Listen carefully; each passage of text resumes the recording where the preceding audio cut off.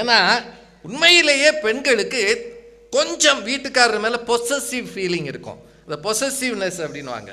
யார் கூடயாவது அவர் 2 நிமிஷம் கூடுதலாக பேசுனா, என்ன பேச்சு, யார் அவங்க, ஏய் 25 வருஷமா இந்த அம்மா இந்த தெருவில் தாம்மா இருக்கு, அதுக்கிட்டே அவ்வளோ நேரம் பேசுனீங்க, இதெல்லாம் எனக்கு பிடிக்காது.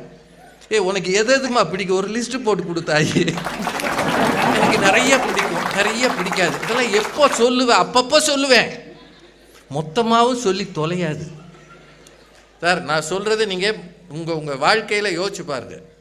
மொத்தமாகவும் சொல்ல மாட்டா, அப்பப்போ சொல்லுவேன்னா நான் யார் கூட பேசினாலும் அங்கே பார்த்துக்கிட்டே பேசணும். கல்யாணம் ஆன பயல்களுக்கு இருக்கிற நெருக்கடி தெரியுமா உங்களுக்கு? இன்னமும் பேசுகிறாங்க.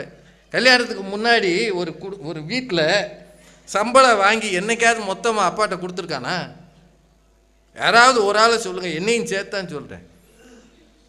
சம்பளம் வாங்கிட்டு அவன் பாட்டுக்கு போவான், அவன் பாட்டுக்கு வருவான். அவங்க அப்பா என்ன, அவன் மகன் என்ன கேளுமா, நான் தருவான், நீங்கள் கொடுத்தாவில் அவன் தருவான்.